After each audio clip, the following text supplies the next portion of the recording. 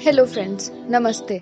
तो महाभारत की ये कथा में कोई अपना शौर्य दिखाकर वीर योद्धा कहलाया गया, तो कोई सबसे बड़ा खलनायक बन गया, कोई अधर्मी बना तो कोई बना धर्म का रक्षक।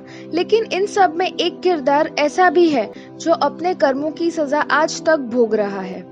तो आज बात करेंगे एक ऐसे चरित्र की जो पूरे समय मौन रहा और कुछ नहीं बोला, लेकिन उसने महाभारत के 18 दिनों के युद्ध में सबसे बड़ा अधर्म किया। बात करेंगे ऐसे पात्र की जो अपने कर्मों के फलस्वरूप कभी भी मृत्यु प्राप्त नहीं कर पाया। तो आइए आज बात करते हैं चिरंजीवी अश्वत्थामा की, जो द्रोणाचार्य और कृपि के पुत्र थे। कहते हैं गुरु द्रोणा ने तप करके महादेव शिव को प्रसन्न किया था और वरदान स्वरूप उन्होंने एक पुत्र मांगा। तो इसी प्रकार उनको रौद्र स्वरूप भी कहा गया है। और शिव के आशीर्वाद से ही अश्वत्थामा के भाल पर एक मणि था जो उनको भयमुक्त रखेगा।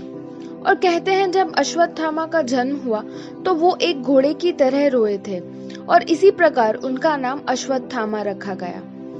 कहते हैं अश्वत्थामा का बचपन बहुत ही गरीबी में व्यतीत हुआ था और इसी के लिए बचपन से ही उन्होंने कई कष्टों का सामना किया था, जिसमें एक बार अश्वत्थामा ने अपने कुछ दोस्तों को दूध के विषय में बात करते हुए सुना और उनको भी दूध पीने की इच्छा हो गई, लेकिन उनके पिता दूध खरीदने के लिए सक्षम नहीं थे। तो अश्वत्थामा की माता कृपि ने आटे में पानी मिला के उनको पिला दिया। और जब बाहर जाके अश्वत्थामा ने अपने दोस्तों से दूध पीने की बात कही तो सबने ये मजाक किया कि तुमने दूध नहीं बल्कि आटे का पानी पिया है। और ये बात के चलते द्रोणा बहुत ही ज्यादा दुखी हो गए और उन्होंने उसी दिन से अपने पुत्र को बेहतर भविष्य देने का मन बना लिया। और इसी के बाद ही द्रोणा कुरुवंश के कुमारों के गुरु नियुक्त किए गए और वो सारे कुमारों को शिक्षा देने लगे, जहां वो युद्ध कला, अस्त्र विद्या, शस्त्र ज्ञान आदि विषय सिखाया करते थे।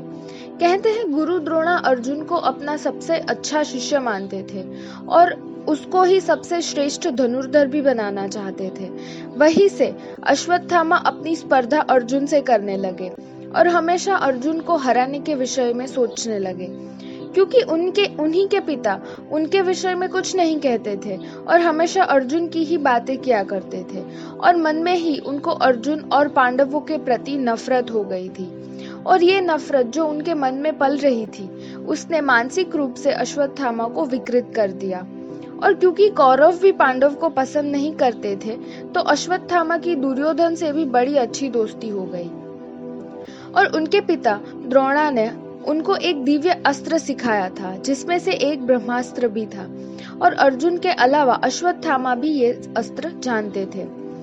कहते हैं पराधर्म भयावह, अर्थात दूसरा धर्म हमेशा ही भयकारक होता है। यानी कि द्रोणा तो आचार्य थे और इस हिसाब से वो ब्राह्मण हुए और केवल युद्ध कला सिखा सकते थे लेकिन खुद उसका प्रयोग नहीं कर सकते।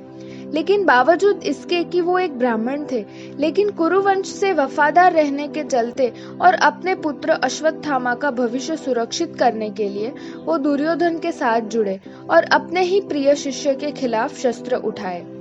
और इसी के चलते अपने पिता द्रोणा को खुद के शौर्य का परिचय कराने के लिए अश्वत्थामा भी युद्ध से जुड़ गए। और इसी के चलते जब भीष्म पितामह घायल हुए तो इसके बाद द्रोण को सेनापति बनाया गया और द्रोण ने कुछ दिव्य अस्त्र का उपयोग करके पांडवों की सेना को काफी नुकसान पहुंचाया। और इसीलिए द्रोण को रोकने के लिए भीम ने कौरव की सेना में अश्वत्थामा नामक एक हाथी को मार गिराया और ये समाचार फैला दिया कि अश्वत्थामा तो मर चुका। और द्रोणा ने ये बात की पुष्टि करने के लिए युधिष्ठिर से पूछा, क्योंकि वो हमेशा ही सच बोलने के लिए जाने जाते थे। तो युधिष्ठिर ने जवाब दिया कि हाँ, अश्वत्थामा मर चुका है, लेकिन हाथी या मनुष्य वो उनको नहीं पता। और इसी दूसरी बात पे युद्ध का इतना शोर मचा कि द्रोणा वो सुन ही नहीं पाए। और अपने पुत्र की मौत की खबर सुन के द्रोणा ने सभी हथियार डाल दिए और वही युद्ध भूमि में समाधि ले ली और फिर धृष्टद्युम्न ने द्रोण का वध कर दिया। तो इसी के चलते अश्वत्थामा अपने पिता की मृत्यु से बहुत ही ज्यादा क्रोधित हो उठे और कहते हैं युद्ध के आखिरी दिन जब दुर्योधन अपनी आखिरी सांसें ले रहे थे, तभी कौरवों की सेना से कृपाचार्य, कृतवर्मा और अश्वत्थामा दुर्योधन के पास पहुंचे, जहां दुर्योधन ने अपनी सेना का आखिरी सेनापति अश्वत्थामा को बनाया। और इसी के चलते अश्वत्थामा उसी रात को पांडवों की छावनी में जा पहुंचे, जहां सब आराम कर रहे थे। और आवेश में आके उन्होंने धृष्टद्युम्न को मार दिया और फिर अपनी तलवार सभी पांडवों पे चला दी और सबको मार दिया और पूरी छावनी को भी आग लगा दी। उनको लगा कि पांडवों को मार के उन्होंने युद्ध जीत लिया, लेकिन असल में वो पांडव नहीं थे, बल्कि वो पांडवों और द्रौपदी के पुत्र थे। जब पांडवों को ये बात पता चली तो अर्जुन ने अश्वत्थामा को मारने हेतु अपना ब्रह्मास्त्र छोड़ा और इसी के चलते अश्वत्थामा ने भी अपना ब्रह्मास्त्र छोड़ा। और अगर ये ब्रह्मास्त्र आपस में टकरा जाते तो पूरी सृष्टि का विनाश हो जाता। और इसी के चलते कृष्ण के कहने से अर्जुन ने अपना ब्रह्मास्त्र वापस खींच लिया, लेकिन अश्वत्थामा ने ये अस्त्र अभिमन्यु की पत्नी उत्तरा के गर्भ की ओर कर दिया, ताकि पांडवों का पूरा वंश ही समाप्त हो जाए। वो बच्चे के सामने अस्त्र छोड़ा जो अभी इस दुनिया में आया भी नहीं है, लेकिन श्री कृष्ण के दिव्य सुदर्शन चक्र ने उस बच्चे का रक्षण किया।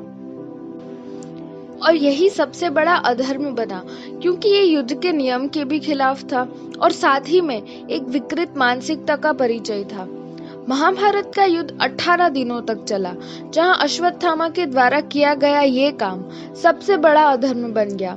और इसी के चलते श्री कृष्ण ने उनके भाल पे जो मणि था वो भी नष्ट कर दिया और उनको श्राप दिया कि वो सदा सदा के लिए पृथ्वी लोक रहेंगे और उनको असंख्य पीड़ा भोगने के बाद भी मृत्यु नहीं मिलेगी। अंत में बस इतना ही कह सकते हैं कि माना बचपन में अश्वत्थामा एक उपेक्षित बालक थे और इसीलिए अपने पिता को प्रभावित करने के लिए वो नियमों के खिलाफ जाके भी युद्ध से जुड़े और इतना बड़ा अधर्म कर बैठे। लेकिन अगर उन्होंने द्रोण की असल मंशा जानी होती तो वो ऐसा कदम कभी नहीं उठाते। और इसी प्रकार अश्वत्थामा हमारे लिए एक ऐसा उदाहरण बन गए जिसमें अगर कोई इंसान का विवेक उसके बस में ना हो तो उसका परिणाम कितना भयानक हो सकता है। आप अपने विचार कमेंट सेक्शन में जरूर बताएं और इस वीडियो को लाइक और शेयर करें और चैनल को सब्सक्राइब करें। धन्यवाद।